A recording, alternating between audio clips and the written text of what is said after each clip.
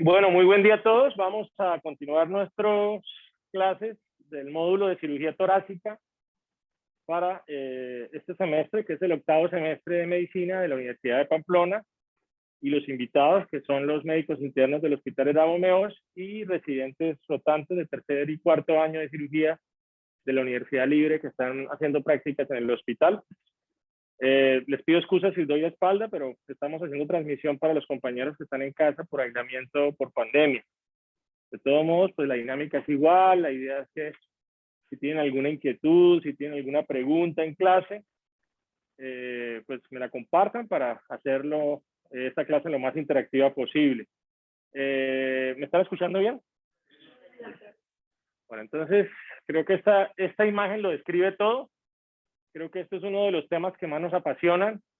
Yo estoy seguro que a todos ustedes, y es el trauma, ¿no? Y el trauma en cirugía es algo que siempre llegamos con esa ansiedad de poderlo manejar, poderlo vivir, y pues yo espero que ahora que pueden volver nuevamente al hospital, puedan pues vivir esa experiencia, ¿no? El manejo del trauma en general es un reto para todos, y más para los cirujanos, que somos los líderes en el manejo de trauma, ¿no? Entonces, pues espero hoy darles algunos conceptos generales. Es muy difícil en una clase de una hora tratar de darles todos los conceptos exactos del trauma, y más del trauma torácico, pero la idea es que se lleven algunos principios. Segundo, recordar, y creo que se los dije en las clases anteriores, que el tórax no es un espacio aislado, ¿no? El tórax es una zona anatómica que comparte escenarios o espacios con el cuello, con el abdomen, con estructuras vasculares, con estructuras digestivas, con estructuras neurológicas, con estructuras aéreas. Entonces, cuando uno se enfrenta a un trauma de tórax, uno tiene que tener la mente abierta a que puede estar enfrentando diferentes escenarios, ¿no? Entonces, vamos a tratar de que vivan una experiencia. Para los que no pudieron asistir al congreso, al simposio que tuvimos hace más o menos un mes, pues quiero invitarlos. Ese simposio quedó grabado en el canal, y realmente pues es un simposio donde prácticamente esta clase de hoy se trabajó muy profundo, ¿no? Tuvimos especialistas del mundo que nos tocaron diferentes tópicos: trauma vascular, trauma transmediastinal, trauma de tórax, emergencia, control de daños, trauma de la vía aérea, trauma de la pared. O sea, creo que si algo puedo remitirlos hoy de esta clase es que a que aprovechen esta experiencia del simposio. Como les dije, está grabado en dos sesiones, la de la mañana y de la tarde. Estoy seguro que esta clase simplemente es una introducción a lo que ustedes puedan ver en ese simposio actualizado, ¿no? Y sobre todo que las personas que hicieron posible esa experiencia son personas que en este momento son muy reconocidas a nivel mundial. Entonces, creo que eso es importante que ustedes lo vean, que ustedes se sientan felices porque ese simposio lo organizó la Universidad de Pamplona, y que pues eso se puede hacer, y espero que ustedes hagan parte de los próximos eventos. Yo siempre que comienzo mi clase, pues trato como de hacer un camino en donde voy a darle algunos números, a definir algunos conceptos, a dar algunas pautas del manejo, pero sobre todo es que ustedes como profesionales de salud entiendan el impacto que genera el trauma de tórax en la salud pública, donde ustedes puedan generar protocolos de manejo individuales. Pues esos protocolos ya existen, pero pueden también ustedes hacerlos individuales para su práctica, y sobre todo que pues ya esto hace casi 20 años luchábamos para que el gobierno, el Estado, pudieran considerar el trauma una enfermedad de salud pública. Y a pesar de eso, yo creo que hoy es un buen momento para decirles que si logramos hacerlo con juicio, creo que el trauma hoy en día es uno de los lentes en donde la salud pública está enfocado. Entonces, lo podemos hacer. ¿Qué les puedo decir de la historia del trauma? Si nosotros nos vamos un poco a los libros o a las novelas griegas y antiguas y egipcias, sabíamos que ya existían papiros o escritos donde hablaban heridas o de los grandes héroes egipcios y antiguos, de heridas torácicas. Eso lo podemos remitir casi a 3000 años antes de Cristo. Inclusive en las obras de Homero, 1000 años antes, hablaban de que la muerte de Sarpedón, que es uno de los protagonistas, fue por una herida torácica, ¿no? Ya en el siglo XVII, Theodoric pudo describir por primera vez el cierre o el control de una herida cardíaca, una cardiorrafia, y ya en los años 700 y 800 se llevó ya esto como un protocolo, y no solamente para el manejo de las heridas de corazón, sino también para el manejo de las complicaciones del espacio pleural, como son los neumotórax. ¿Qué ha pasado en el mundo en el trauma? No solamente en el trauma de tórax, en general. Las guerras han marcado, por decir así, un impacto en el aprendizaje del manejo del trauma, ¿no? Si ustedes se van un poco a los capítulos de trauma de tórax de los libros americanos, pues todos tienen que ver con cómo se describió eso en la Guerra Civil Americana. Recuerden que en la Guerra Civil Americana la lucha era entre los federales contra los que querían mantener todavía la esclavitud, y eso pues llevó a que en ese momento un 63% de los que morían por trauma de tórax, ¿no? Y ya cuando llegó la guerra en Vietnam, este porcentaje se disminuyó, seguramente porque se ha aprendido, y es lo que quiero decirles, se aprende en el manejo del trauma históricamente, ¿no? Entonces, ¿por qué se aprende? Porque se aprende en la técnica. Nosotros los cirujanos hemos aprendido a manejar el tema de la técnica quirúrgica, se ha aprendido a reanimar el paciente, a transportarlo, se ha aprendido, como hablábamos en la clase anterior, al manejo del espacio pleural, a hacer un buen diagnóstico, a ser rápidos en el tratamiento, y el uso de otras herramientas como son los antibióticos, las transfusiones y el manejo anestésico, que es muy importante en esto, ¿no? Recuerden que, como les he dicho, para nosotros es un reto, nos sentimos, wow, como los superhéroes o retados en ese momento que tenemos un paciente con trauma que tenemos que ayudar, pero no somos nosotros solos, ¿no? Esto es un trabajo en equipo, y ese es el mensaje también final que quiero transmitirles hoy. Si trabajamos en equipo, todo funciona mejor. ¿Cómo es la epidemiología en Colombia, o podríamos decir en el mundo? Pues esto va a cambiar. Acuérdense que esto cambia año a año. En el caso de nosotros aquí en Colombia, Medicina Legal nos da un reporte anual, pero podríamos decir que existen alrededor en Estados Unidos de 150,000 muertes por año por trauma torácico, siendo la primera causa de muerte en pacientes menores de 40 años. Y de estos, casi que un 25% la mortalidad es por el trauma de tórax, ¿no? Ahora, si tomamos en general el trauma, podemos decir que si alguien muere, el 10% se debe a un trauma torácico. Si lo enfocamos como general, casi que la mayoría de traumas torácicos podrían manejarse en forma sencilla, es decir, más del 80% de ellos con una observación o con un drenaje pleural podría ser suficiente, pero un 15 o un 20% pueden requerir tratamientos mayores, lo cual coincidiría con lo que hablábamos, ¿no? Entre el 20 al 10%, que son los que podrían morir si no les hacemos un manejo adecuado. Y es muy importante el tiempo inicial, cómo llega el paciente. Si el paciente llega, hay que tratar de atenderlo rápido. Esa primera hora de admisión es lo que llamamos el tiempo de oro, y aquí es donde nos enfocamos en la sobrevida basada en la adecuada reanimación, un diagnóstico adecuado y un manejo práctico. Cuando hablamos de manejo práctico, es que ustedes van a entender que el paciente de trauma no se maneja como un paciente normal de urgencia. O sea, usted, el paciente de trauma, no le debe llegar y, bueno, enfermedad actual y antecedentes y revisión por sistemas. Y ustedes, como lo van a aprender en los cursos que se hacen para manejar al paciente traumatizado, el enfoque de la historia clínica es diferente. Básicamente uno va a hacer una descripción rápida de qué fue lo que le sucedió al paciente, ¿cierto? Se miran unos antecedentes, se mira el mecanismo del trauma, e inmediatamente se empieza a hacer un trabajo en la revisión primaria y reanimación. Entonces, eso es lo que yo me refiero a un manejo práctico. No es perder tiempo. ¿Y a qué edad caminó usted? Y ya me hago entender. ¿Y cuándo dijo su primera palabra?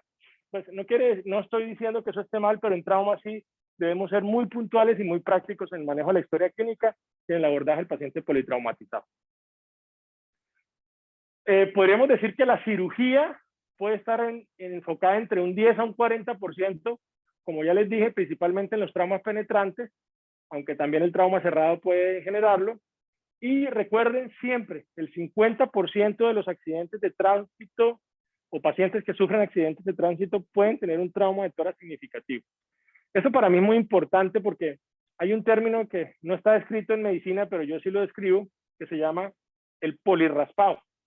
¿Qué es el polirraspado? Es el que usted lo ve que se cayó una cicla o que vio en un carro y usted externamente lo ve bien y usted dice no tiene nada. Resulta que internamente puede tener un hemotórax, un hemoperitoneo, una ruptura de diafragma, una lesión de grandes vasos, una lesión de vía aérea y usted no lo hace evidente en ese momento. Entonces, siempre que haya alguna sospecha de un trauma de tórax, nunca subvaloren al paciente, ¿sí? Siempre piensen en el peor escenario. ¿Por qué? Porque si ustedes piensan en el peor escenario, se van a encargar de hacer los métodos diagnósticos o el abordaje diagnóstico más preciso para descartarle al paciente una lesión grave. ¿Estamos de acuerdo? Entonces, en trauma, generalmente, la idea es que ustedes siempre pequen en exceso y no en defecto. ¿Listo? Bueno, ya esto ha ido cambiando, ya por lo menos simplemente como un aspecto anecdótico. Hace 18 años en las historias clínicas de las instituciones de salud, pues no eran historias clínicas digitalizadas, sino eran historias clínicas manuales. Entonces a nosotros nos tocaba llenar como un registro y era muy importante que en ese registro se hicieran los diagnósticos de trauma precisos para que se pudiera generar unos números o unos valores que impactaran. Es decir, lo que no se registra no impacta en salud pública. Por eso parece tonto, pero ustedes tienen que desde ya ir pensando en un tema de investigación, de registro de su experiencia, porque lo que no se cuenta no existe. ¿De acuerdo? Entonces, en ese momento nos tocaba llenar unas planillas cuando el paciente llegaba a urgencias, y muchas veces el paciente que llegaba con trauma, pues la gente se entretenía y nunca llenaban el dato, y ahí lo que estábamos haciendo era perdiendo nosotros mismos en el registro, ¿no? Hoy en día usted, cuando hace su historia clínica, usted tiene que tener un diagnóstico para poderla grabar, y casi que eso le está garantizando que tengamos unos datos consolidativos. Entonces, ¿qué les puedo decir hoy antes de comenzar el tema de trauma? Primero quiero hablarles de algunas zonas anatómicas que son muy importantes en el abordaje del trauma torácico. El diafragma, músculo que separa el tórax del abdomen, que tiene una forma cóncava, convexa, donde ustedes lo ven, que tiene una inserción anterior alta y una posterior inferior, y que es de mucha importancia porque delimita lo que llamamos la zona tóraco-abdominal. 2, el opérculo torácico o el orificio torácico superior. Es aquel orificio en donde todas las estructuras de la cara y el cuello entran al tórax, vasculares, nerviosas, aéreas y digestivas. Entonces, ese espacio es de consideración. El espacio pleural, como lo hablábamos en la clase pasada, recuerden ustedes que es un espacio de presión negativa, que no existe como tal porque el pulmón lo está llenando y las estructuras del mediastino también, pero es un espacio que ustedes lo deben considerar. El espacio pericárdico o zona pericárdica, ¿qué quiere decir? Es esa zona en el tórax en donde usted debe saber si hay una herida, su posibilidad de diagnóstico de herida pericárdica es latente. Entonces, tenemos que aprender a determinar qué es el espacio pericárdico. Y el mediastino, como todos tenemos claro, las heridas transmediastinales son aquellas que pasan de un hemitórax al otro, pero no necesariamente que la atraviesen. Una herida de un hemitórax que llegue a línea media ya se considera transmediastinal, ¿sí? Y esas heridas transmediastinales tienen que ser estudiadas de una forma específica y precisa. Entonces, estas zonas anatómicas son importantes entenderlas porque uno puede tener una herida de opérculo torácico precordial y toracoabdominal. ¿Ok? O puede tener una torácica sola, sin componente toracoabdominal, sin componente precordial y sin componente de opérculo torácico. Ya me hago entender. Entonces, eso es lo que yo quiero que ustedes describan. ¿Cuánto puede uno capacitar o qué cantidad de sangre podríamos tener en un espacio pleural? Podríamos tener hasta 5 litros. O sea, uno puede tener la volemia en un hemitórax y no ser evidente externamente. Entonces, por eso es cuando tenemos algún trauma cerrado penetrante y estamos sospechando, como ya vamos a hablar, un hemotórax masivo, casi que eso es indicativo de llevar al paciente a una cirugía de emergencia, porque podemos tener toda la volemia en el hemitórax y podemos morir, ¿no? ¿Y cuánto podría tener un espacio pericárdico en forma aguda? De 100 centímetros en adelante. Uno con 100 centímetros o más ya puede tener signos de taponamiento. 100 centímetros no es nada. El pericardio no está hecho para estar lleno de sangre ni de líquido. Algunos pacientes con derrames pericárdicos crónicos pueden acumular líquido en el pericardio crónicamente 300, 400 o 500. Ese es otro tema. Aquí es el tema de trauma. Una herida pericárdica en un pericardio que está normal y que ya con 100 centímetros puede generar un taponamiento. ¿Les queda claro? Bueno, aquí es como algunas imágenes anatómicas de lo que es el tórax, como para que ustedes se ubiquen arriba, miren el opérculo torácico o el orificio torácico superior, todo lo que encontramos ahí, tráquea, glándulas, estructuras vasculares y digestivas. El mediastino, pues ni se diga, tenemos el corazón también con estructuras digestivas y vasos. El espacio pleural, donde está nuestro pulmón, y el diafragma, que es la zona toracoabdominal como aspectos importantes. Aquí el orificio torácico superior, que tiene estructuras nerviosas de mucha importancia como para ubicarlos, y nuestro diafragma. Es importante, yo creo que lo hablamos la vez pasada, el diafragma es un músculo que no solamente sirve como pistón respiratorio y como barrera toracoabdominal, también es un músculo que separa las presiones negativas que hay en el tórax y las presiones positivas que hay en el espacio abdominal. Entonces, cualquier lesión pequeña en el diafragma puede ser que no sea muy grande, pero los gradientes de presión pueden hacer conos de succión y pueden llevar estructuras del abdomen al tórax y producir hernias diafragmáticas. Y de esta forma, pues es nuestra obligación hacer ese diagnóstico lo más pronto posible. La zona toracoabdominal, ¿cómo la describimos? ¿O cómo describiríamos, ya que estamos hablando de límites, la zona toracoabdominal primero? Toracoabdominal. Entonces, para uno describir una zona toracoabdominal debe tener unos límites en el paciente, tanto anterior como posterior. A nivel anterior, una línea que pasa entre las dos tetillas y una línea que pasa en el reborde costal es lo que describe la línea toracoabdominal anterior, el espacio toracoabdominal anterior, perdón. ¿Listo? Lo cual, ese espacio toracoabdominal anterior incluye el epigastrio. ¿Queda claro? Listo. Ahora, a nivel posterior, ustedes pasan una línea entre el borde inferior de la escápula y el reborde costal, y ese es el espacio o la zona toracoabdominal posterior. Si conectamos la anterior con la posterior a nivel lateral, sería el límite lateral. Entonces, todas las heridas que tenga un paciente en esa zona penetrante es una herida toracoabdominal. Y ya vamos a ver qué implicaciones tiene. ¿Listo? Muy importante. Con respecto a las heridas precordiales, la herida precordial también hay que definir la zona precordial. Y la zona precordial que yo quiero enseñarles, porque no es que sea la del doctor Marcel o sea la del Hospital de Bravo Meos, no, las heridas precordiales realmente cambian dependiendo de las escuelas y dependiendo de qué tantos pacientes en esa zona tuvieron herida de corazón. El objetivo de uno, para poder determinarla, es tratar de que siempre que hayan heridas en esa zona, no se nos escape ninguna herida olvidada. Entonces, en el hemitórax, podríamos decir que el borde superior clavicular external marcaría el borde superior. A nivel inferior, tendríamos borde costal, como la toracoabdominal. En la parte derecha, 2 centímetros para external derecho.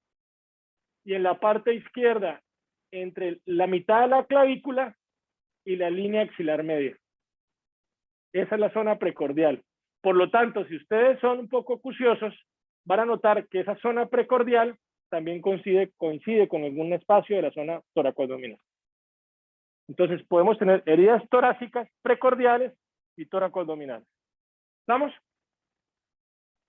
Voy a retroalimentar un poquito. Tengo en clase a varios estudiantes. ¿Me podrían confirmar si están escuchando bien la transmisión? Sí, doctor, se está escuchando muy bien. Sí, señor, doctor. Bueno, muchas gracias. Sí, señor. Sí, entonces seguimos adelante. Bueno.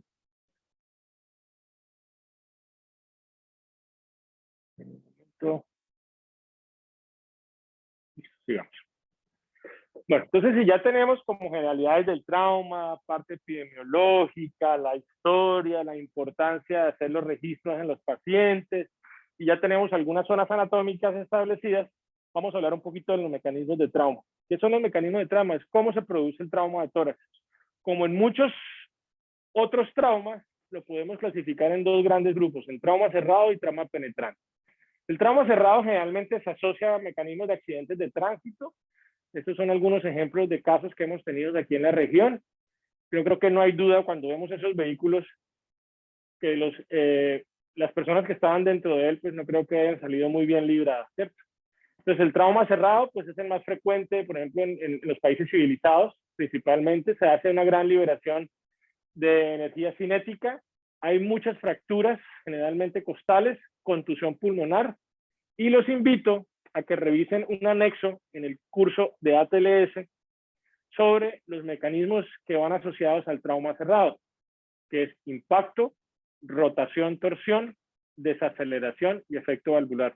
¿Qué quiere decir? Que cuando usted tiene un impacto sobre el tórax, dependiendo de si usted tiene el estómago o el esófago con líquido, si las esfínteres están cerrados, ¿sí? De cómo está comportándose ese momento la mecánica de la ventilación, y esa energía cinética que entra al tejido va a conducir diferente si hay aire, si hay gas, si hay válvula, y pueden también eso contribuir al daño que se pueda generar internamente, ¿no? Pero es importante que lo lean hoy. Esta no es una clase de física, pero sí les va a hacer explicar por qué muchas veces se presentan lesiones inesperadas en los traumas cerrados, ¿no? Ahora, las heridas, los traumas penetrantes, generalmente las encontramos por heridas por arma de fuego o por arma cortopunzante, pues son mucho más frecuentes en países en desarrollo como el nuestro, sobre todo que estamos en un constante ambiente de violencia. Creo que es increíble que cuando yo era estudiante de medicina estaba con esa zozobra de violencia y hoy todavía, casi a mis 50 años, estamos viviendo lo mismo. O sea, es una realidad que no vamos a cambiar. Y pues no porque yo quiera, es una realidad. Por lo tanto, esto es un tema de interés para todos, ¿cierto? Entonces, las heridas cortantes pueden ser cortantes, cortopunzantes por arma de fuego, y las de arma de fuego pueden ser de alta velocidad, de baja velocidad o de carga múltiple. Hay unas heridas que creo que muchos de ustedes cuando entren o vayan a hacer su práctica rural, en pueblos, en ferias y demás, porque creo que para todos es claro que ya la pandemia está generando un espacio donde se están volviendo a abrir todos esos espacios sociales, son las heridas punzantes o por lesna, los famosos chuzos, que al generar una herida, externamente usted no nota porque son heridas muy puntiformes, muy pequeñas, y muchas veces nos pueden llevar a no hacer un adecuado diagnóstico. Entonces siempre piensen en esos mecanismos. Por eso cuando uno le llega el paciente politraumatizado parece tonto, pero más que uno es morbosamente preguntarle qué fue lo que pasó, investiguen muy bien si fue un accidente de tránsito, si el paciente era conductor, si era pasajero, si estaba adelante, si estaba atrás, si tenía cinturón o no tenía cinturón, si él fue atropellado en una cicla, en una moto, ahora con las patinetas o en unos patines, si fue una herida, si fue golpeado, contundente, o fue apuñaleado, y si fue apuñaleado, ¿con qué? Si hubo algunas posibilidades de que no, es que me cogieron como con un punzón. Entonces, ustedes todo eso tienen que tenerlo claro, porque esa es la consideración que deben asumir cuando enfrentan al paciente. Aquí hay algunas diferencias entre trauma penetrante y cerrado, como grandes diferencias, pues no es que unas cosas excluyan las otras, pero sí podemos decirles que en el trauma cerrado hay más fracturas, como ya les dije, los hemoneumotoras son más tardíos, las lesiones de vía aérea se asocian más con estenosis, también hay lesiones de grandes vasos tardías y hay grandes laceraciones diafragmáticas comparado con las heridas penetrantes. Ahora, ¿qué pasa a nivel celular, sobre todo pulmonar? ¿Hay alguna alteración a nivel de las células? Claro, como cualquier trauma, yo les pregunto, ¿ya vieron la clase de respuesta metabólica al trauma? Eso no está dentro del pensum, la clase. Pregunto, ¿sí? Y esa es una clase donde ustedes hacen un análisis celular de qué le sucede a un paciente cuando es llevado a cirugía o alguna agresión y cómo responde la célula. No sé si me hago entender. Esto es lo que resumo yo de la respuesta metabólica al trauma de tórax.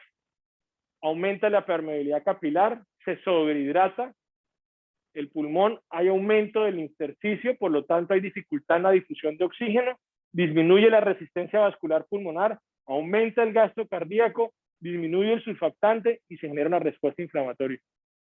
Entonces, mire todo lo que está pasando a nivel celular. No solamente lo que vemos externamente, ¿no? El hemo, el neumo, la contusión, la fractura, sino cómo la célula se está afectando, y es importante que ustedes tengan esa información.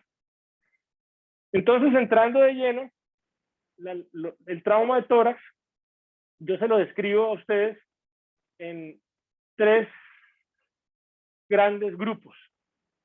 Las lesiones rápidamente letales, que son las que matan desde el ingreso a las primeras horas. Las potencialmente letales, las que matan entre horas, días y semanas.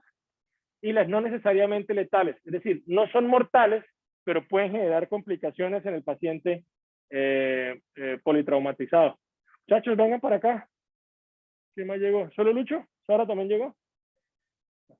Necesito que me apoyen un poco aquí en la clase. Entonces, dentro de las rápidamente letales, tenemos obstrucción de la vía aérea, neumotórax a tensión, neumotórax abierto, hemotórax masivo, tórax inestable y taponamiento cardíaco. O sea, estas son las entidades que producen que un paciente muera desde el ingreso a las primeras horas de atención del paciente. Las potencialmente letales encontramos la contusión pulmonar, la ruptura aórtica, la ruptura traqueobronquial, la ruptura esofágica, la ruptura diafragmática, la contusión miocárdica. Son estas lesiones las que matan en días y semanas al paciente.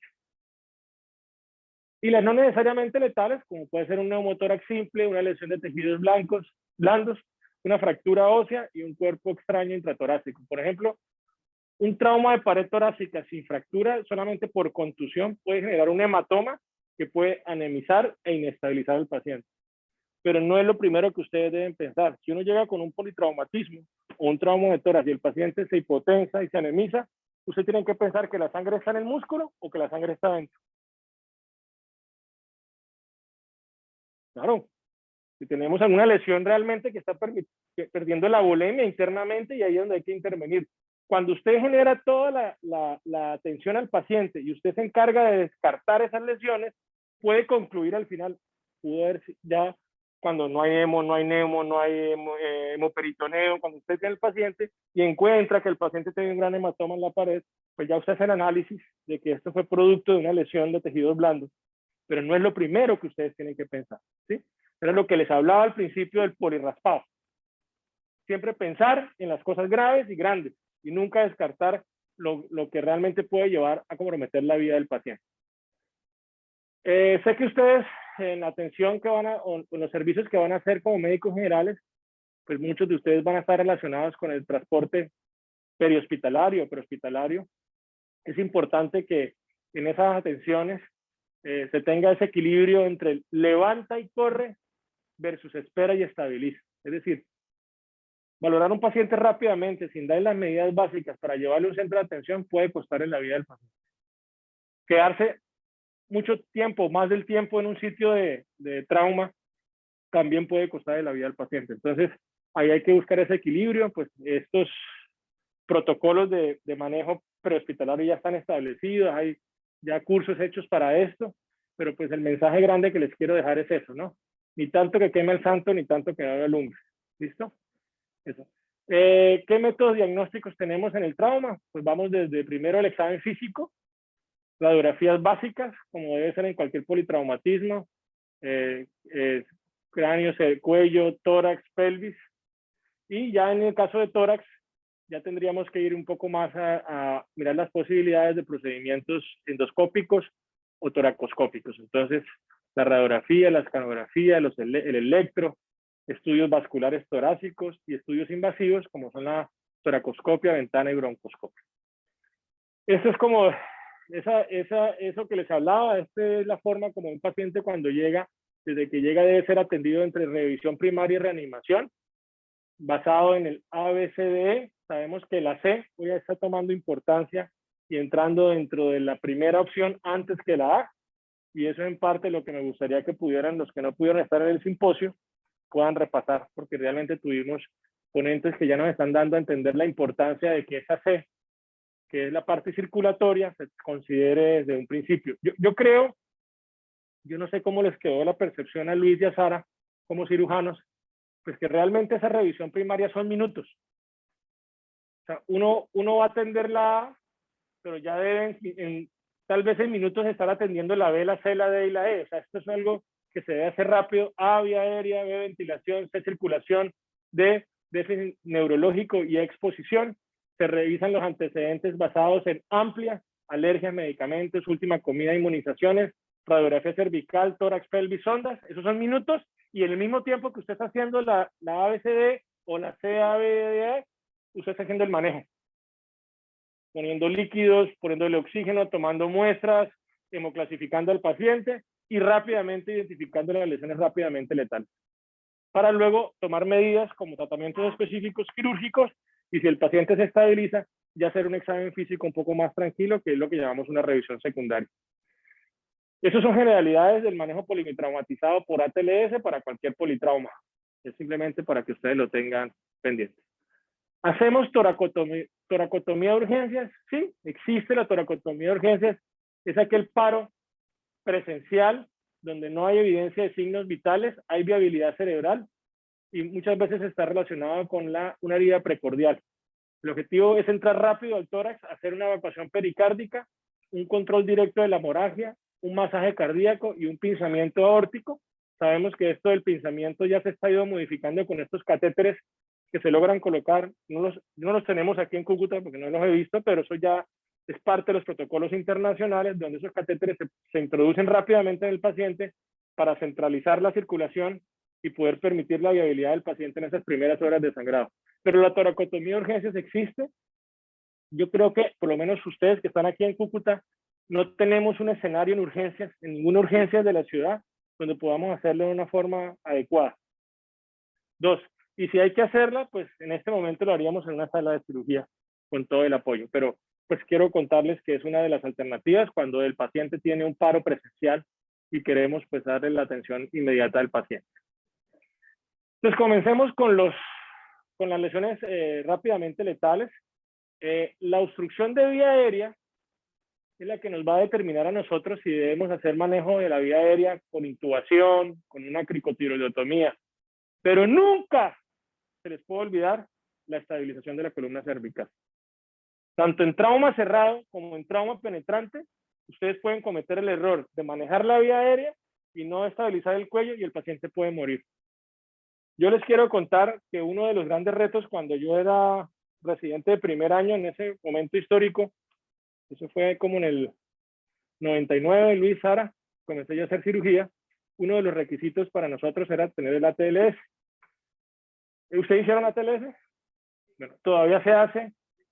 El curso es un fin de semana, a uno le dan el libro, se estudia el libro, luego le hacen un examen de entrada, que corregirán, luego entran, hacen todo el desarrollo de la temática, luego les vuelven a hacer un examen teórico y luego lo llevan a un sitio de simulación con escenarios de casos clínicos.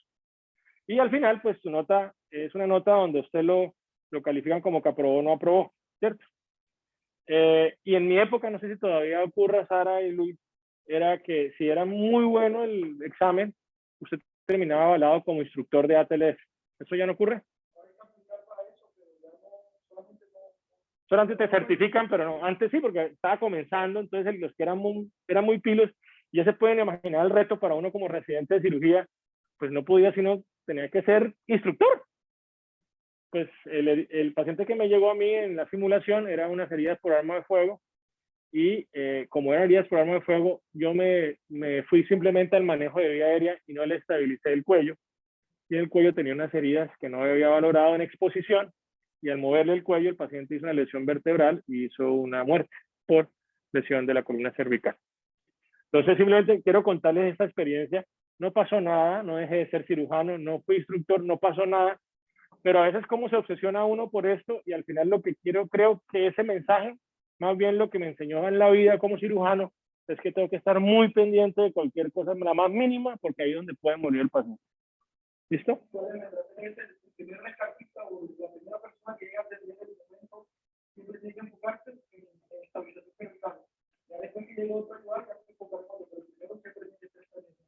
Entonces miren la importancia. Indicaciones de vía aérea definitiva: que hay apnea, que hay una hemorragia severa, un tórax inestable, ya lo vamos a hablar, un Glasgow menor de 8, que es el deterioro neurológico, trauma por inhalación, debemos siempre también asegurar vía aérea, y que tengamos una hipoxemia o hipercamia severa. Esto es importante que lo tengamos claro.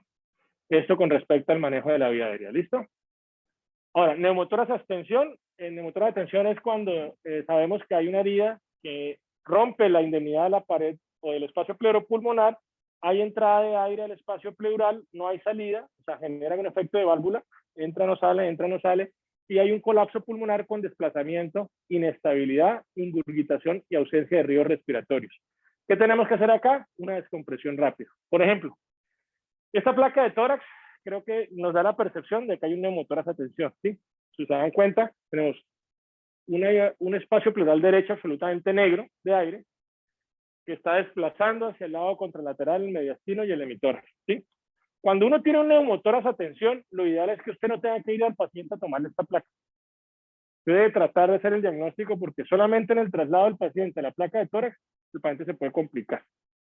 Entonces, lo ideal sería que ustedes pudieran hacer el diagnóstico, pero pues aquí está la imagen que nos trae esa reflexión.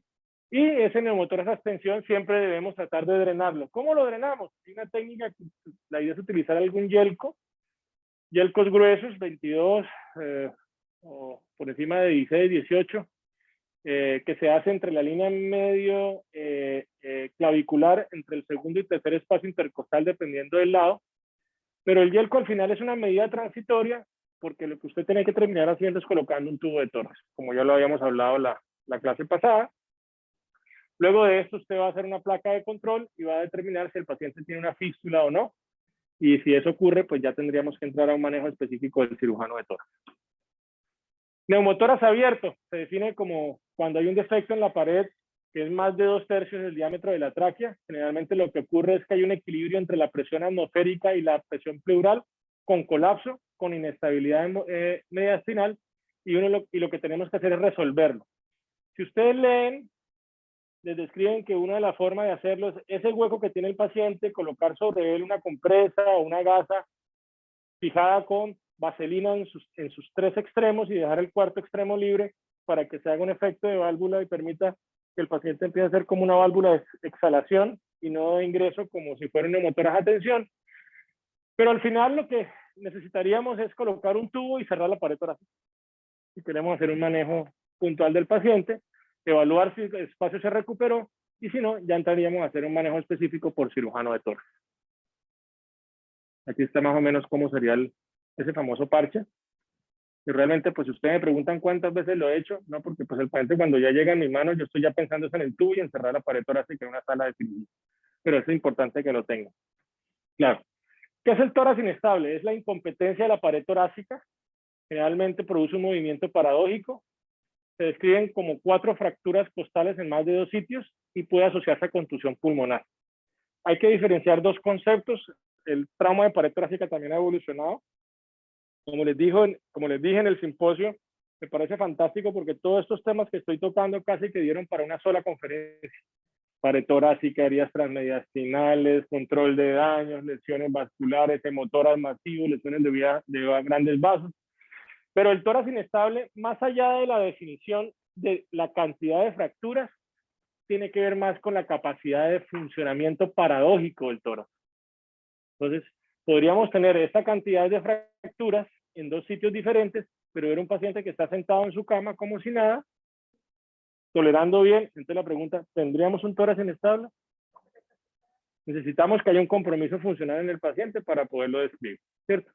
Entonces, cuando hay un tórax inestable, es muy importante esto, ¿no? Que se maneje dolor, que se haga una muy buena limpieza de la pared torácica. Aquí es donde tenemos que determinar si el paciente es candidato a una ventilación mecánica.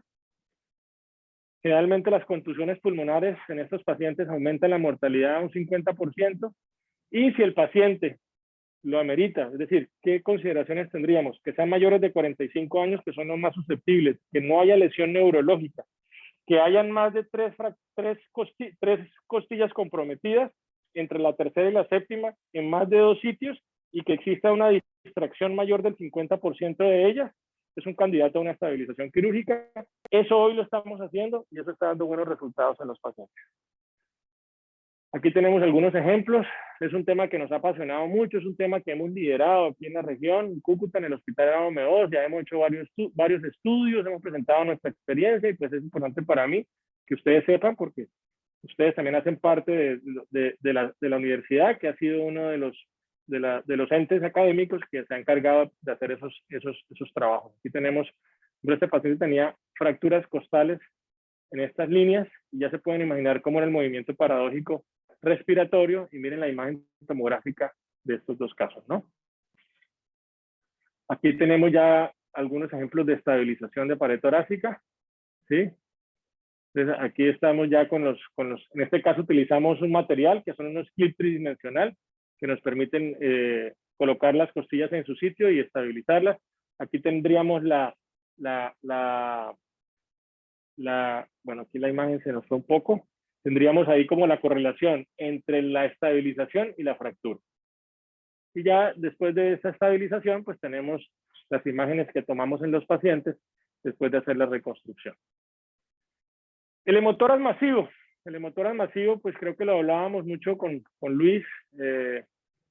Tal vez cuando, no fue la clase pasada, fue cuando estábamos en salas.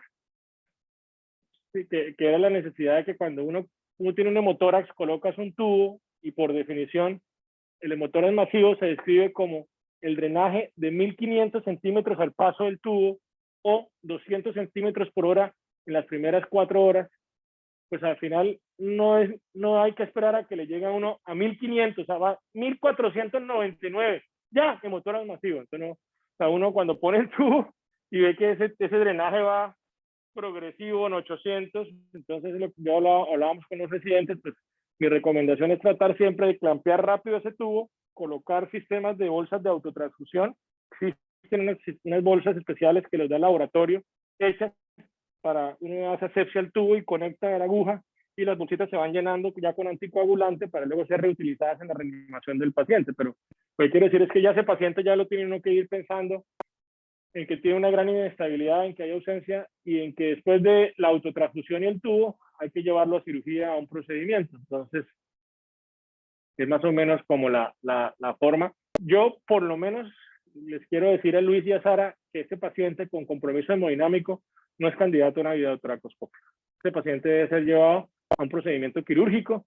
Creo que cuando hablábamos o cuando recibimos la charla del profesor en el simposio nos decía que muchas veces escoger los abordajes, yo ahora les voy a dar algunos tips, pero ellos están llevando mucho al paciente a esternotomía media porque podemos encontrar lesiones que comprometen los grandes vasos y a veces con una toracotomía quedamos muy limitados, ¿no?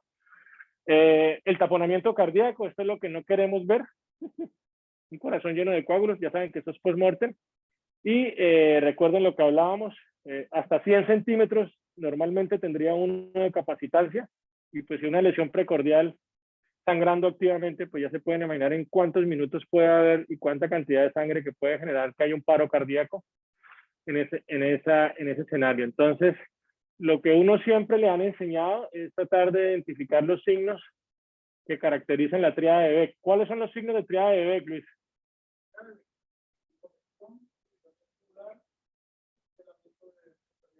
Perfecto. ¿Qué diferencia hay eso con un neumotórax a tensión? ¿Neumotórax a tensión hay invitación yugular? Listo. ¿Hay ausencia de ruidos? Exacto. Miren la importancia. ¿Tiene un neumotórax a tensión o tiene un taponamiento cardíaco? Es importante porque uno en el momento del trauma tiene que tomar decisiones, ¿no? Lo que pasa es que la tríada de Beck tiene poca sensibilidad. A veces el 16% de los pacientes que presentan un taponamiento cardíaco se van a hacer una tríada de Beck completa.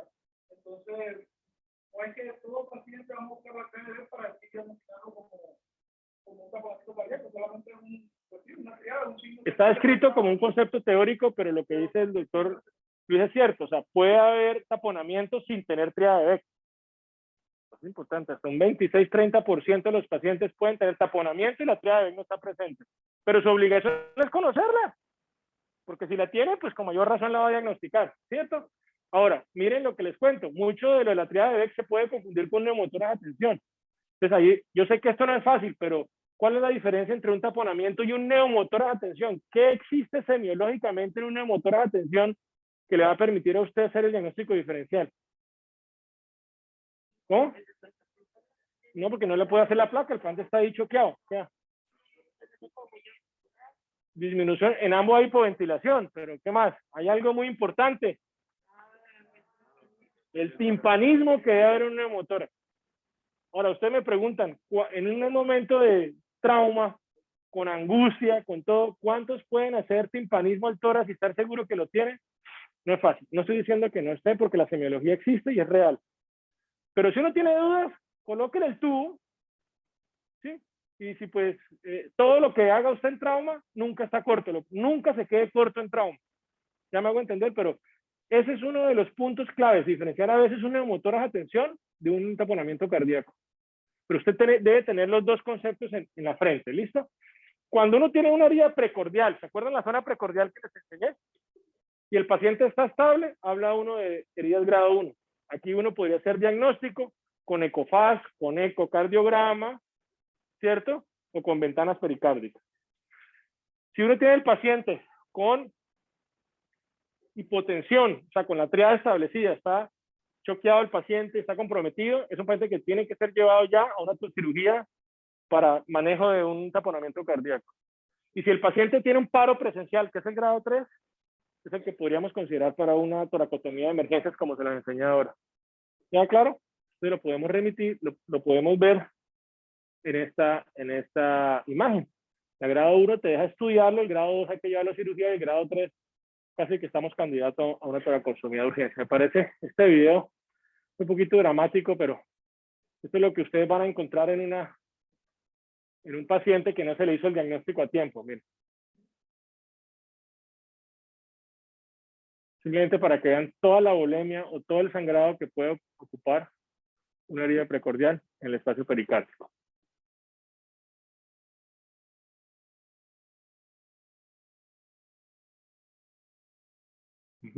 Entonces, pues esto es lo que nos reta a todos. Ahora, ustedes me preguntarán, ¿sí se puede hacer manejo del trauma? Claro que se puede hacer generalmente cuando el paciente llega adecuadamente al servicio de atención. Entonces, hasta aquí llegamos con las heridas rápidamente letales. Vamos a las potencialmente letales.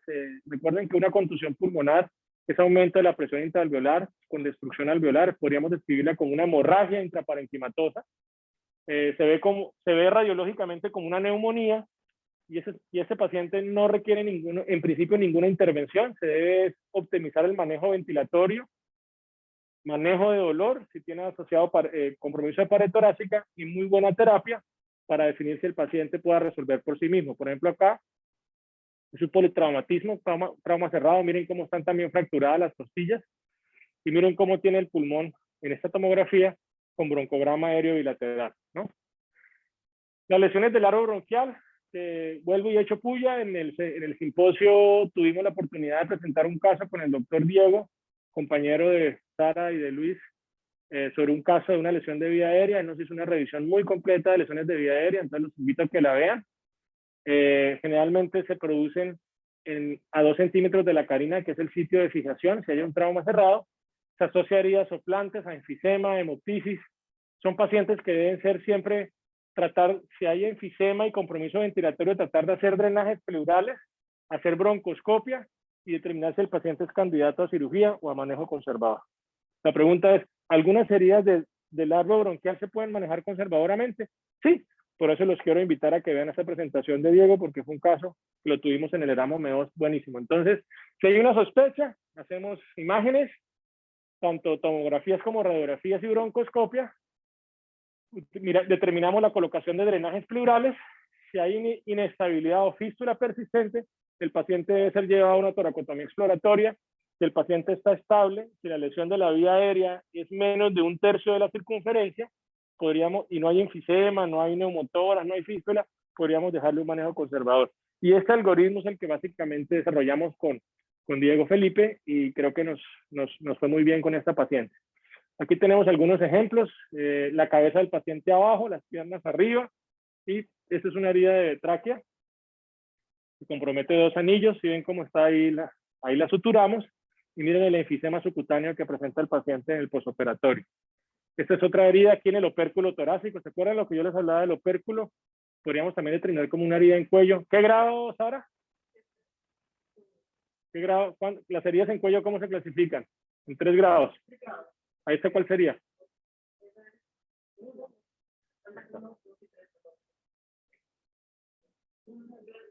1, 2 y 3, que son las que están aquí atrás. Es una herida de grado 1. Lo que quiere decir es que miren que es una herida de cuello. Entonces, ¡ay no! El cirujano de tórax no. Nada, también, porque miren lo que pasó. La tráquea torácica, 90% de la lesión de la tráquea torácica comprometida. Ahí logramos intubar al paciente, logramos firulizar la tráquea y pudimos hacer una reconstrucción. Miren qué bonito, por ejemplo, yo me sueño el día que Sara y Luis tienen que entrar a operar una tráquea de trauma, porque yo sé que ya ustedes no le van a tener miedo después de lo que hemos hecho y las que vamos a hacer estas 2 semanas. ¿Sí o no? Oye, el paciente ya se fue. ¿El de la tráquea? El de listo. Hoy tenemos nuestra herida y aquí tenemos el paciente con... El trauma cardíaco cerrado. El trauma cardíaco cerrado es uno de los retos. Miren, hoy en día con el airbag y con los cinturones de seguridad, pues cada vez se genera trauma cerrado sobre el tórax anterior o sobre el espacio external, y eso nos lleva generalmente a que haya contusión miocárdica. ¿Cuál es la clave del trauma cerrado? O sea, ahí no hay un hemopericardio. Aquí lo que hay es una contusión miocárdica que se comporta como un shock cardiogénico.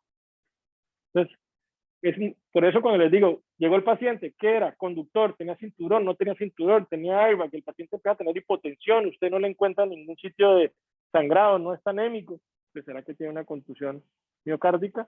Entonces hay que hacerle enzimas cardíacas. Muchas de estas enzimas están elevadas por los traumas de tejidos blandos y musculares. El electrocardiograma puede presentar algunas arritmias y el eco y las gamografías miocárdicas nos pueden confirmar. Yo tengo pues realmente una experiencia muy difícil que compartirles. Hace algunos años, cuando hacía turnos de cirugía general, tuve un paciente joven que en un trauma cerrado tenía un comportamiento que llevaba a cuidado crítico a pensar que había un hemopericardio. A pesar de que el paciente, en mi concepto, no tenía indicación, pues él seguía muy deteriorado, decidí considerarlo con un hemopericardio, o sea, un taponamiento cardíaco. Abordé el paciente y realmente no lo tenía, lo que tenía era una contusión miocárdica, y pues realmente esa cirugía también no fue inocua para él y el paciente termina falleciendo, ¿no? Las lesiones de los grandes vasos también. Tuvimos una presentación del doctor Cabrera, un especialista en cirugía vascular, y pues los invito a que la puedan escuchar, pero es importante que entiendan que el 50% de las heridas de grandes vasos no llegan, que todos los pacientes mueren en el sitio de atención. De estos, un 25% pueden tener algún tipo de atención o morir en las primeras horas, y otro 25% pueden darnos espera. Cuando esto ocurre, siempre consideren que el que nos llega puede estar la lesión a nivel del ligamento arterioso, y ese es el paciente donde tenemos que tener la capacidad de hacer un estudio vascular y, si es posible, manejarlo con el especialista vascular con colocaciones de stent y manejo conservador, si es en lo posible. ¿Cuál es su obligación como médicos cuando tienen un trauma torácico con sospecha de lesión de grandes vasos? Diagnosticar esto, el ensanchamiento mediastinal. El ensanchamiento mediastinal nos hace sospechar en principio de cualquier placa de tórax. ¿Ustedes ven la tráquea acá? Como la columna de aire acá, ¿sí la ven? Y aquí ven cómo el bronquio fuente izquierdo se va abriendo, ¿o no? Pues mentira es mía, no, ahí se ve bien. En esa división del bronquio fuente izquierdo, usted mide transversalmente el mediastino. Si ese mediastino es más de 8 centímetros, usted debe sospechar una lesión de grandes vasos. Hay otros signos, como lo descubrimos ahí: pérdida del botón aórtico, pérdida de la ventana ortopulmonar, bronquio fuente izquierdo elevado, casquete apical y desviación. Esos son signos indirectos que implican que el paciente se le debe sospechar y hacer estudios vasculares, y es posible acompañarlo con un especialista. Aquí hicimos los estudios y generalmente se le descartó al paciente lesión vascular. Las heridas toracoabdominales son las que nos permiten hacer el diagnóstico de las heridas diafragmáticas. Puedo decirles que en la formación del cirujano general, las heridas toracoabdominales han tenido un comportamiento muy basado en escuela, en protocolos, en estudios, pero mi sentir y lo que quiero dejarles el mensaje hoy a los residentes es que toda herida o toda lesión en zona toracoabdominal siempre debe sospecharse una lesión diafragmática y siempre debe diagnosticarse. Sí, en mi concepto, no, que es que porque es derecha la herida y ahí está el hígado, entonces el hígado le protege. Pues, acuérdense lo que les enseñaba, los conos de succión. Si se rompe el diafragma, y con el tiempo puede llevarse el intestino delgado, el intestino grueso, el estómago, y yo he encontrado muchos pacientes con hernias diafragmáticas derechas postraumáticas. Entonces, generalmente es el objetivo de hacer el mejor diagnóstico, y si ese diagnóstico es tardío, porque nos llegó, no, es que yo tuve un trauma y ahora tengo una sospecha y me encontraron que tengo una hernia y es más de un mes de evolución, generalmente lo que yo le sugiero a mis cirujanos es que si hay que corregirla, abórdenla por vía torácica. Aquí hay un algoritmo, la herida toracoabdominal, siempre hacer una placa de tórax. Si hay alguna alteración en la herida toracoabdominal, pues no hay duda de que el estudio del diafragma se haga por una toracoscopia. Pero si la placa es normal, pues se podría hacer una laparoscopia. ¿Qué pasa con la laparoscopia? Y creo que lo tenemos claro, hasta un 30%, 40% de las laparoscopias pueden no ver las heridas toracoabdominales por el repliegue retroperitoneal. O sea, por abdomen no se puede ver, mientras que usted por el tórax lo puede ver completamente. Entonces mi recomendación sería siempre hacer una toracoscopia. Yo no sé si Luis y Sara han visto cómo a veces hacemos toracoscopias o hacemos cirugía de tórax y el paciente, antes de despertarlo, le colocamos drenajes temporales para que expanda el pulmón, se los quitamos y el paciente se despierta sin tubo de tórax. No es que no le hayamos dejado un drenaje pleural, es simplemente que le utilizamos temporalmente para que el paciente que, por ejemplo, tenga una sospecha, usted le entra por tórax, usted le mira el diafragma y está bien, pues usted lo puede mandar para la casa, pero no lo deje con el tubo. Si todo está bien, expándale el pulmón y lo manda para la casa después de recuperación. No sé si me hago entender. Hay que perderle también un poco el miedo a los procedimientos pleuropulmonares diagnósticos, si lo saben hacer y si lo saben manejar adecuadamente. Entonces, lo que hablábamos de las hernias, el trauma de esófago es otro capítulo, es una patología muy grave. Cuando se presenta, lo importante es hacer un diagnóstico temprano. Cuando es tardío, nos llevan retos que pueden terminar en resecciones radicales del esófago, porque acuérdense que el esófago no tiene serosa y cualquier ruptura del esófago puede contaminar fácilmente el mediastino, y cualquier mediastinitis, cualquiera que sea, es una patología mortal, porque en el mediastino que están los grandes vasos, corazón, estructuras vitales, que si se infectan, pues llevan rápidamente al paciente a un proceso séptico y a muerte, ¿no? Siempre el tiempo de evolución es tratar de que no pase las primeras 6 horas. Un trauma de esófago no solamente puede ser, muchachos, por una espina, perdón, por una herida por arma de fuego o por un disparo, también puede ser por un cuerpo extraño, ¿no? Entonces, esto es un reto, no sé, ¿qué experiencia tienen ustedes, Sara, en el lucho de heridas de esófago? ¿Han manejado alguna vez? ¿Sarita sí? Es un reto, ¿no?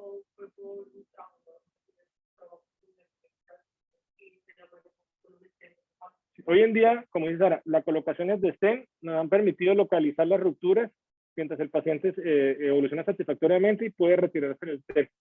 Existen ya, y quiero contarles a Sara y a Luis, se están diseñando sistemas de VAC mediastinal para control de rupturas y lesiones esofágicas. O sea, vamos evolucionando. ¿Por qué? Porque hace 20 años, cuando yo era residente de cirugía, esas técnicas de stent y de VAC no existían. Entonces uno casi que pensaba en esofaguectomías o en exclusiones esofágicas para que no se infectara el mediastino y el paciente pudiese sobrevivir. Y después que eso se hacía y el paciente sobrevivía, nos tocaba ver cómo con el estómago o con el colon nos tocaba reconstruir ese esófago, ¿no? Pero pues miren toda la magnitud de esa. Yo creo que eso ya hace parte de la historia de la cirugía, porque como dice Sara, con los stent y con los sistemas de drenaje mediastinal podemos ser un poquito más conservadores y nos funciona muy bien. Las heridas transmediastinales, creo que este es un capítulo también grandísimo. Me encantó la ponencia de un profesor de Cali, donde, por ejemplo, para mí una cosa importante era que yo consideraba todas las heridas toracoabdominales las que atravesaban de un hemitórax al otro, pero la nueva clasificación ya habla de heridas que no necesariamente tienen que atravesar la línea media, sino que llegan hasta la línea media, siguen siendo también transmediastinales, ¿no? Lo que hablaba de la construcción de la pared torácica y lo que les hablaba de cuando existan fracturas del esternón, clavícula y escápula, siempre piensen que fueron accidentes muy graves. Hay una energía cinética muy alta. Esto siempre les debe a ustedes pensar que pueden haber heridas escondidas. Mire, en trauma para los cirujanos, lo peor que nos puede pasar como cirujanos y para ustedes es que se quede una herida olvidada. Una herida olvidada puede llevar al paciente a una complicación o a la muerte. El reto para nosotros como cirujanos de trauma es nunca dejar heridas olvidadas. ¿Y cuando no dejamos heridas olvidadas? Cuando no se nos escapa nada. ¿Y cuando no se nos escapa nada? Cuando tenemos todas las posibilidades, todos los escenarios, desde el más sencillo al más complejo. Entonces, por favor, si algún día yo tengo que llegarles a ustedes con un politraumatismo, un trauma de tórax, escárbenme. Si tienen que colocarme 5 tubos, colóquenmelos. Pero no al revés. Déjenme subtratado y después una herida me cobre la vida. ¿Queda claro? Es muy importante en trauma. ¿Existe control de daños en tórax? ¿Qué es el control de daños? Es un concepto que no es nuevo. Es decir, cuando yo lo estudié en el 2000, estaba haciendo mi residencia, hace ya 20 años, yo pensaba que era nuevo y no era nuevo porque ese concepto viene desde los años 80. Se estableció generalmente o inicialmente en cirugía vascular y consistía en hacer empaquetamientos o pinzamientos temporales porque los pacientes estaban tan comprometidos. Lo que estamos hablando de la C, estamos llevando a que el paciente se le controla la C, la parte circulatoria, para estabilizarlo y luego repararlo, ¿cierto? Entonces, eso se llevó a la cirugía abdominal. En la cirugía abdominal, ¿qué pasaba? Se encontraba un paciente sangrando, acidótico, hipoxémico, coagulopático. Usted no podía quedarse horas y horas reparando en cirugía al paciente porque eso era un círculo vicioso que seguramente usted salía, quedó bien operado, pero no sobrevivió. Esa no es la idea. Entonces, lo que se hacía era hacer medidas temporales, empaquetamientos, pinzamientos, ligaduras rápidas, llevar al paciente a la unidad de cuidados intensivos hasta 72 horas, optimizar su conducción hemodinámica, ácido básica y de coagulación, y luego volverlo a cirugía, a un tratamiento quirúrgico definitivo. ¿Cuánto control de daños han hecho Luis y Sara? ¿Muchos? ¿Y cómo les ha ido?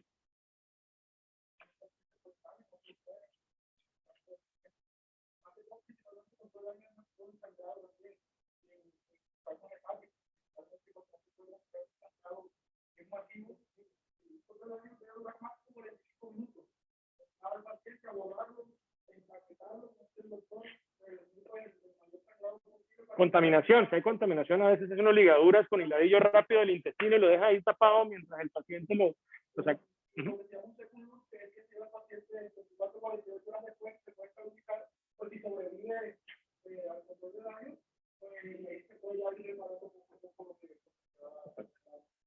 Sí.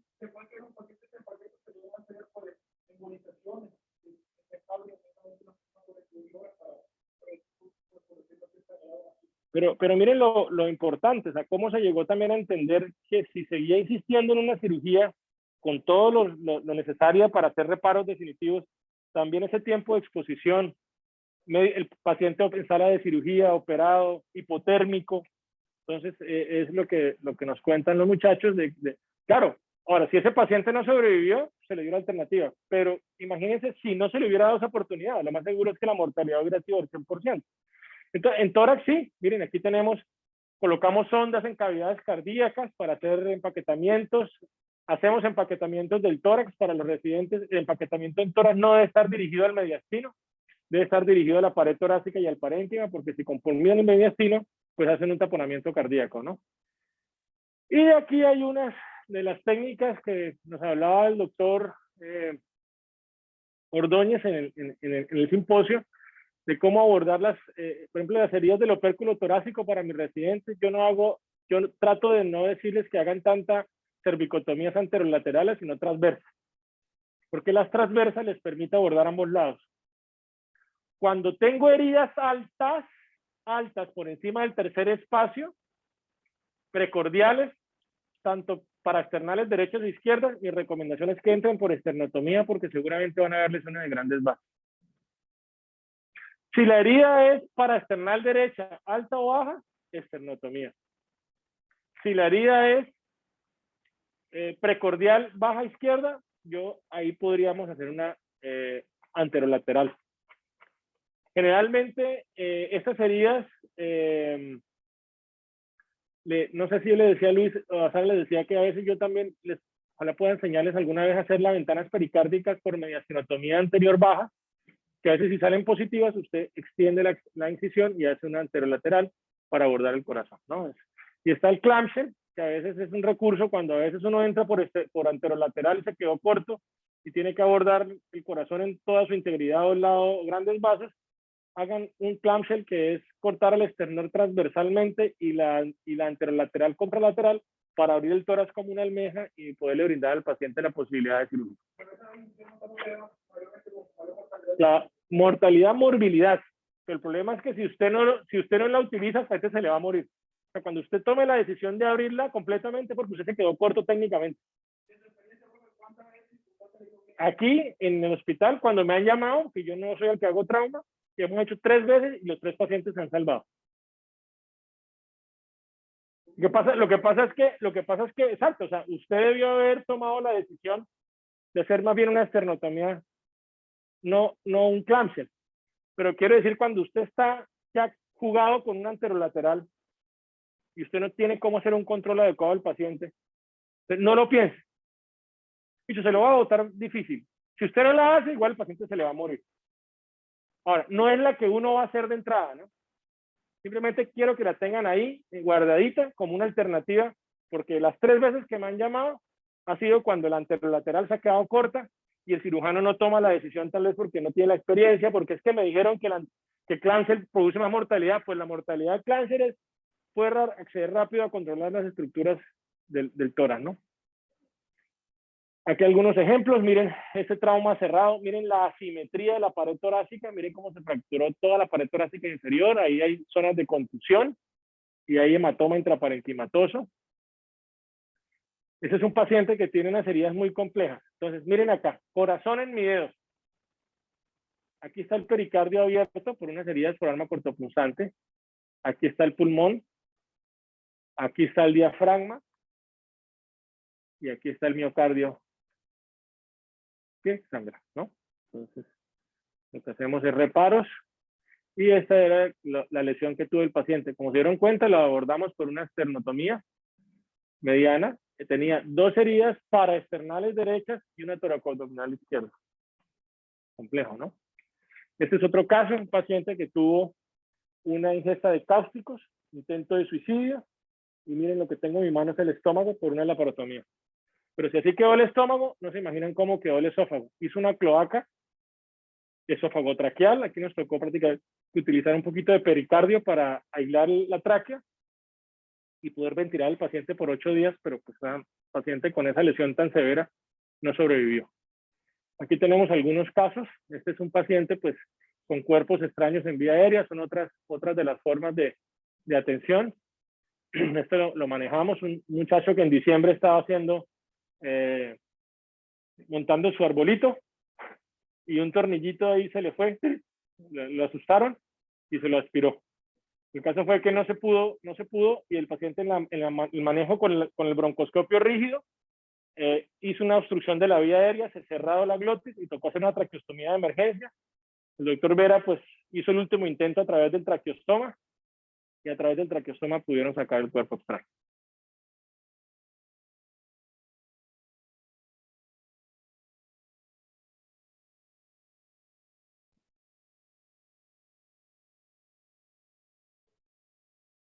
Y ahí se volvió nuevamente a canular el paciente.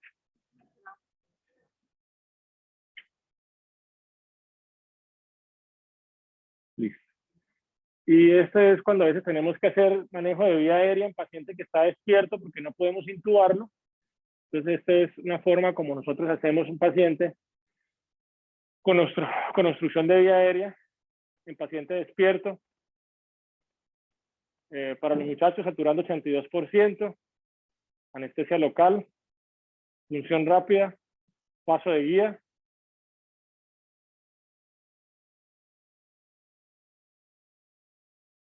Es muy importante el trabajo en equipo. Ahí estoy trabajando en equipo con anestesia porque el paciente no tiene una vía aérea segura más allá de que el paciente está respirando espontáneamente, ¿cierto? Y pues ahí estoy trabajando con el doctor Eduardo López, anestesiólogo.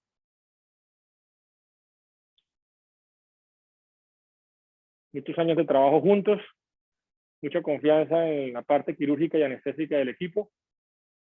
Y eso nos permitió al paciente despierto mejorar su condición funcional. Ahí está el doctor Eduardo. Heridas torácicas y toracoabdominales con lesiones pulmonares, que le hicimos tractotomías para hacer reparo del parénquima. Esta es una herida transmediastinal por herida por arma de fuego de carga de alta velocidad.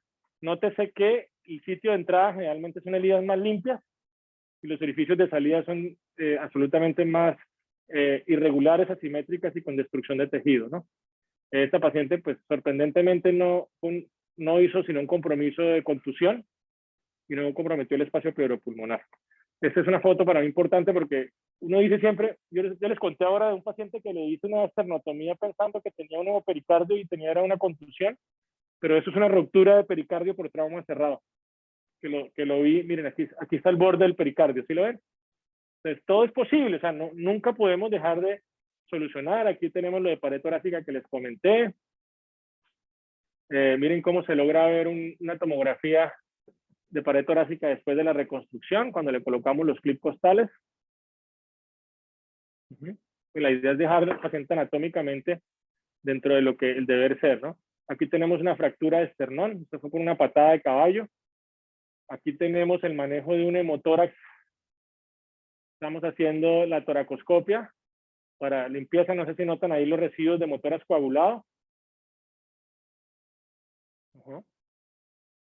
Aquí tenemos también el reparo de una fracturas con otro material, que son placas costales, se llaman matrix ribs.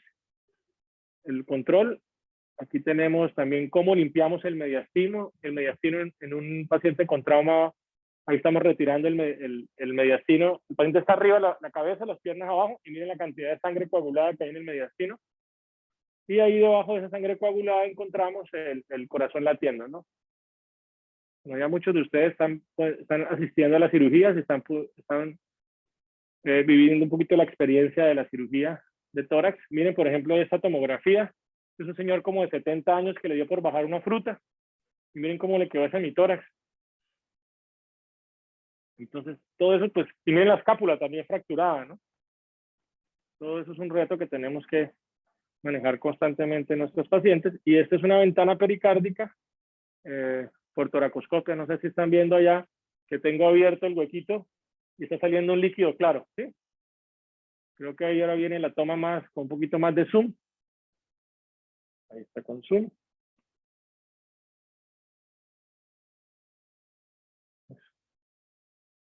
Entonces, la ventana pericárdica negativa es cuando se abre el pericardio y sale líquido claro, ¿no?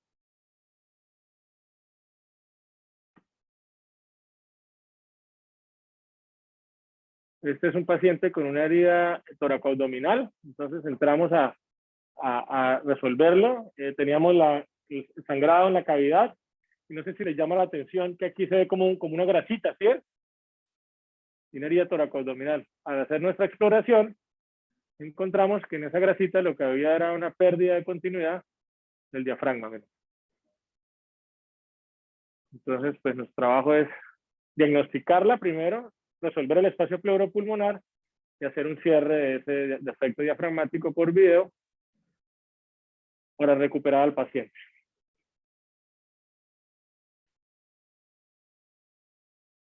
Realmente yo suturo el diafragma con prolene, muchachos, no absorbible, puntos separados. El diafragma es muy complaciente, entonces puedo utilizar nudos extracorpóreos que los introduzco a la pared, al espacio pleuropulmonar. Este es un paciente con un traumatismo de torácico severo. Aquí la peculiaridad era que tenía una inestabilidad, tenía una fractura external, externoclavicular con una inestabilidad severa. Su glúteo external estaba fracturado y al liberarlo miren cómo sangra, o sea, más teníamos un hemotórax de ese lado, entonces procedimos a hacer el reparo, la aproximación de la fractura. Luego utilizamos este material de osteosíntesis, que son unas placas que permiten hacer estabilización múltiple del esternón con tornillos perforantes. Y una vez hacemos la corrección, pues verificamos cómo se estabiliza el tórax, sobre todo ese complejo clavículo-external o externo-clavicular, ¿no? Posteriormente a este reparo, procedemos a resolver el espacio pleural, que tenía un hemotórax complejo y que necesitamos también dejarlo solucionado, ¿no? A ver, ¿este qué es?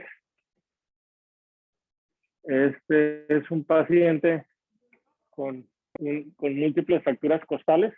Miren la característica de las fracturas completamente sueltas, libres. Ya los doctores, la doctora Sara y el doctor Luis ya se volvieron expertos en esta. Tienen muchos casos. Entonces colocamos en este caso los clips. Los clips los estabilizamos. Y posteriormente tenerlos estabilizados, hacemos los ajustes, ¿no?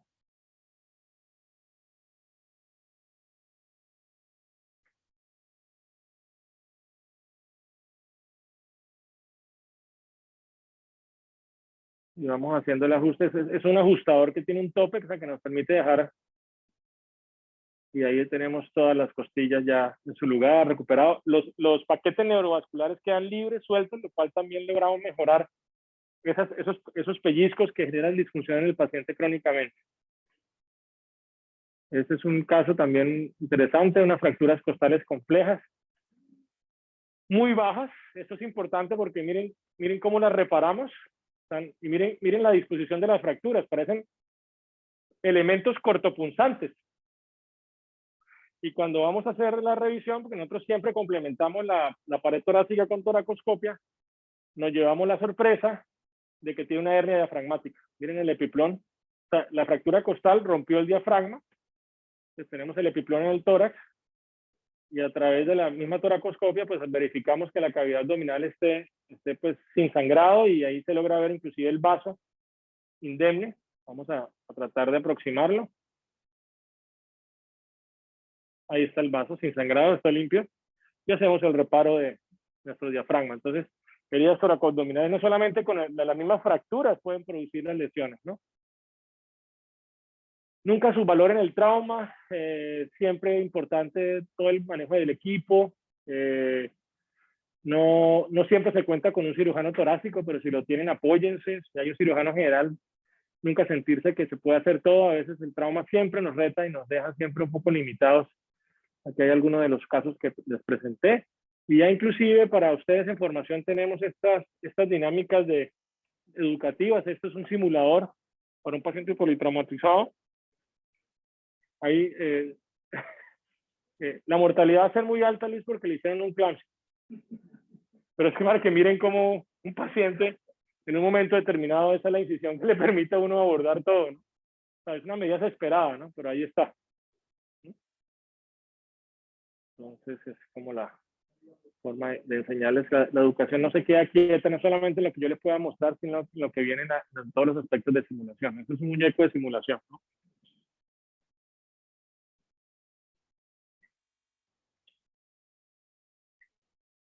Aquí les voy a, bueno, ese es un video que tengo sobre la clasificación de las heridas. Creo que algunos lo han visto. Y quiero invitarlos para la próxima semana, el miércoles 23 de febrero. Tenemos la ponencia del doctor Diego Olivera Briñez, es un exalumno, compañero de ustedes, que está haciendo sus estudios en epidemiología y salud pública, y es el presidente del grupo de interés. Nos va a hablar sobre diseños de investigación epidemiológica. Entonces, pues queremos invitarlos, de verdad, para mí es un orgullo. Esto va a estar en la plataforma, va a estar en el canal. Son elementos, son herramientas que seguramente si ustedes pueden ir aprendiendo, pues van a tener la posibilidad de hacer una medicina un poco más de precisión que lo que hoy se nos está exigiendo. Bueno, y al final de la clase le quiero hacer un homenaje al doctor Eduardo López, que falleció esta mañana. Gran amigo, compañero, falleció por una condición post-COVID, y pues fue para mí inevitable mostrarles el video que hice con él como trabajo en equipo, y que no se nos puede olvidar todas esas personas que para bien o para mal nos acompañaron en esta batalla y pues se siguen yendo. Yo creo que esta clase también se la quiero dar en honor a él, porque es una persona que aprecia mucho, ¿no? Bueno, muchachos, ¿tienen alguna pregunta? ¿Alguna duda? Bueno.